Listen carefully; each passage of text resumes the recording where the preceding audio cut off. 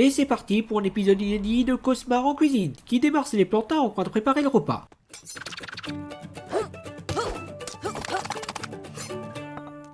Waouh! Où est-ce que t'as appris à couper comme ça? Je vous ai pas dit que chez moi mes parents tenaient un restaurant thaï? Oups, attendez. Je les aidais tout le temps là-bas. C'est une info très intéressante. Et justement, en parlant de restaurant, puisque Spring a fait sauter la pizza, les plantards vont devoir aller se rassasier au restaurant du village. Oh waouh! Cet endroit ne répond pas aux normes d'hygiène. Après, quand on est mort, je crois que ça n'a plus aucune importance. Pendant que les plantards dégustent leur repas, un des clients se plaint qu'il n'y a pas assez de mousse dans son bol de soupe. Oui, il y a une mouche dans ma soupe au lieu d'en avoir une bonne dizaine. J'ai étiqué pendant 2 secondes avant de me rappeler qu'on laissait des grenouilles. Ce client est bien entendu un critique du coin venu loter le restaurant, le genre de personnage qui ennuie particulièrement Anne, qui décide donc de le défier en promettant d'améliorer ce restaurant pour sa prochaine visite dans 2 jours. Je te demande pardon, quoi? Bon, c'est un pari, c'est ça? Bien, je reviendrai dans 2 jours. Ce sera un plaisir d'écrire ma critique et de faire fermer cet endroit.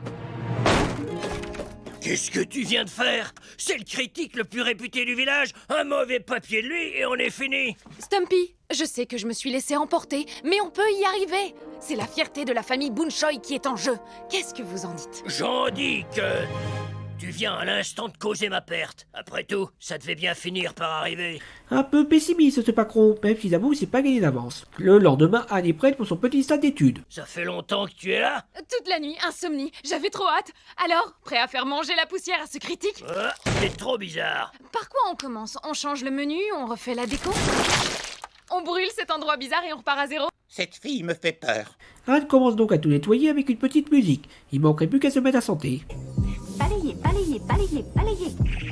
Balayer, balayer, balayer. Et bien sûr, comme Tackle s'y cartoon, la poubelle essaie de la manger. Un peu de vaisselle plus tard, le patron est devenu moins grognon, mais Anne n'a pas l'intention de s'arrêter en si bon chemin et compte bien métamorphoser cet endroit. Donc le jour-ci, les villageois sont, on va dire, estomaqués par les changements apportés et Anne en a même profité pour s'en être tenue. Tout le monde semble être satisfait, la preuve les plantards ne peuvent pas réserver, et le patron n'en croit pas ses yeux. Ça alors, j'ai jamais vu autant de clients. Mais pourquoi tout à coup j'ai le cœur qui bat à 100 à l'heure? Ça s'appelle l'espoir. Je sens que ça va être un vrai triomphe. Attendez, j'ai dit que tout le monde était satisfait. Mais bien sûr que non, sinon ce serait pas drôle. Lenticule. Pourquoi ce déguisement? Ah, ceci, c'est un accessoire de critique. Vraiment?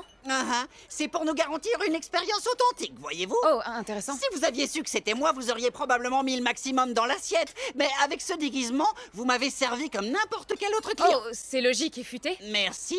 C'est pratique quand une série se critique tout seul. Alors, est-ce que votre plat vous a plu? Ah, c'est vrai. Non. J'ai trouvé que cette expérience manquait de cohérence, comme si une chose avait été maladroitement greffée sur une autre. Quand j'aurai publié ma critique, votre restaurant sera sur la paille. J'adore mon travail. Alors c'est sûr que le personnage passe pour un croduc, mais je comprends son raisonnement. Anne a sondé le restaurant en y appliquant les méthodes de la Terre. Or, on n'est pas sur Terre, on est sur Amphibia. Et dans Amphibia, une croduc n'a pas la même vision qu'une humaine. C'est comme si le joueur de grenier critiquait un film. Là aussi, ce serait pas très cohérent. Ouais, c'est pas faux. Mais ça ne change rien au fait que le restaurant va fermer, forçant Anne à dévoiler son arme secrète. Le fameux calamar au basilic de mes parents! Aucun critique culinaire ne pouvait y résister. Zaldi, tu as entendu? Va me chercher un calamar. Tu vas passer à la casserole, mon petit. Après l'avoir bien assaisonné, Anne va présenter aux critiques le meilleur repas de sa vie. Le choix est particulièrement audacieux.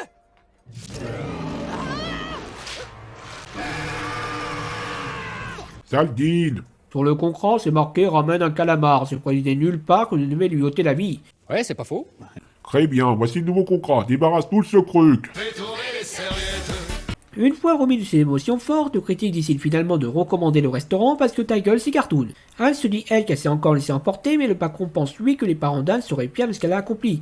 Merci, Stumpy. Ce fut un plaisir. Oh, ce que c'est doux! Qu'est-ce que c'est? Du chêne? De l'acajou? Ça a été sculpté dans les os de la main qu'il me manque. Oh, pourquoi? Ta gueule c'est amphibien, suppose.